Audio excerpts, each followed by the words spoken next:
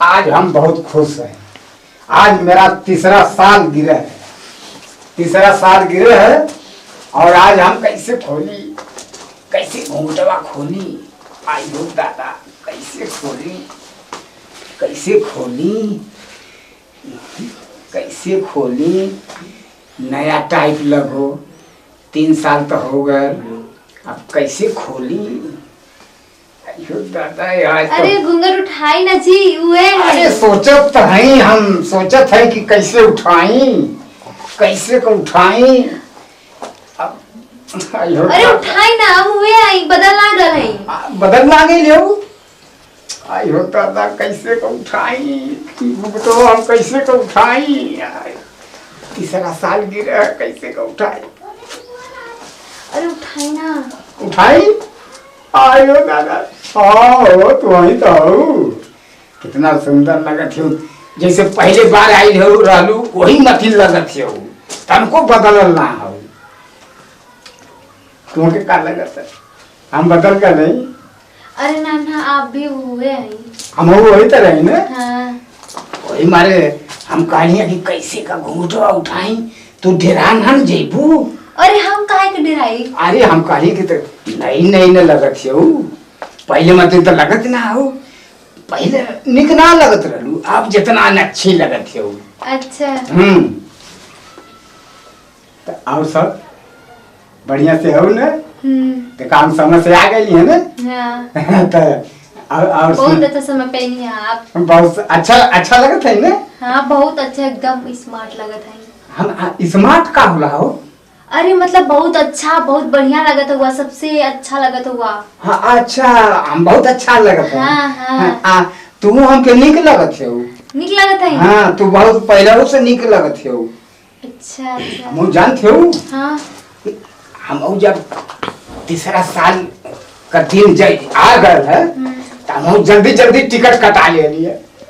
अच्छा। जल्दी जल्दी टिकट कटा के हम कहीं पहले ही दिन के तरह पहुंच जाएंगे। हमके पता रहना तो जरूर है बा, यही से इतना पूरा अच्छे से तैयारी करनी है, अपने तैयार बनी है। हम एक हफ्ता पहले से सोचत रही है कि कब पहुंची कब पहुंची। आके तो बहुत अच्छा कहनी है, बहुत बढ़िया कहनी है। हम अच्छा कहनी है ना। हाँ बहुत अच्छा कहनी है। लेकिन का बताए पैसा कौड़ी तो हिसाब ना पौली है। टिकट कटा के भागलो हम। पैसा कौड़ी के हिसाब ना मिलल। नहीं हम कहले दिन टर जाई ज्यादा आप आ गई ना ये बात। हाँ हम आ गए ना, 7 रुपया पैसा तो हम ही है ना। तब तू हमार गहना हाउ, हमार बिखा हाउ, हमार तो संसार तू हाउ। रुपया पैसा का होला, रुपया पैसा हाथ कमाई लिए, कहियो रही कहियो ना रही, है कि ना। हाँ आज तो बहुत सुंदर लगत है। आज तो मजा आई, आज मजा आई। आज हम का करी भगवान, का करी अब का करी। कुछ भी करा। हाँ कुछ करी। अरे बाप रे बाप, कुछ करी। अब तो मैं कुछ करो, मैं कुछ करो। जोन तो के मन करे तौन करा। कुल करो। हाँ। अरे का करो, 3 साल रही है ना दिल्ली में, 3 साल के बाद ना आई है। तो काले के मतलब ना हम ये कुछ सोचत रहे कि जाए तो देखी तो का कहे, देखी तब उनके मन में का है। अब हमारे मन में तो वो फूटत रहा ना, कब पहुंच जाए कब पहुंच जाए। हमरो मन में तो ये चलत रहा जी कि आप कब आ जाए कब आ जाए। आयु दादा तोरो मन में फूटत रहा। हाँ। आयु मोरो मन में फूटत रहा। ये हम सोचत रहो ना रतिया को हम आइए लगत रहे। अरे रात भर हम खुद ही उसी जागत रही। अच्छा बहु ना एकदम ना लगत रहे। हम तो तोरे प्यार में एकदम पागल हो गल रही। अच्छा एकदम प्यार में पागल हो गए लल्लू। दिमाग काम ना करला ना, जहाँ देखा बस तोरे चेहरा दिखाई देला। अच्छा फोनवा पे एक बार बतीला ना खटिया पर से गिर गई नी। गिर गल ना। हाँ। तोरे चिंता में सपना देखली, सपना देखली कि तू लौक गइलू। हाँ। तौले हम तुमके पकड़े गइली, हम कह के दाई के पकड़ ले। हाँ। तौले बस खटिया पर गिर गई, खटिया पर से अच्छा तू गिर गल रहला। हाँ हम तो गिर गल रहनी। तू गिर गल रहलू, घाव ना लगल? नहीं चोट ना लगल। अच्छा अच्छा। और तो की चोट ना लगल? नहीं नहीं चोट ना लगल, तनी सा ये कटा गया। अच्छा से ज्यादा कोनो बात ना, ठीक हो जाएगी। देखा अब का करी? जौन मर्जी तौन करा। आइयो दादा यो का करो, यो का करो। अब तब मैं का करो बताओ, तुम का करो? कुछ बतावा। जौन कर सका तौन करा।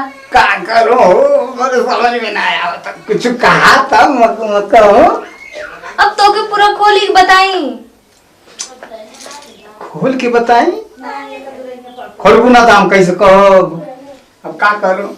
जौन समझ में आवे तौन करा। अच्छा अब मैं का करो? मोर समझ में तो एक बात आवत है, करो बताऊं? बतावा। रिसीव ना ना। अरे काहे के रिसाई भो? तू कैसे रिसीव? अरे कितना अच्छी है। तो चला सकता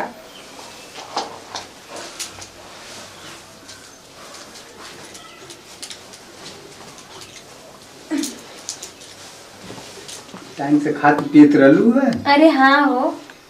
मनो तो काहे इतना दुबरा गई लगी? तोरी याद में बस। याद हम कहली ना कि हमारी याद कम करिया, खाना पीना समय से खाइया या पिया, भुला जानी। नहीं भुलाई लेना, टाइम से खा लेत रहनी, लेकिन तोहरे याद में बस दुबरा के नहीं है।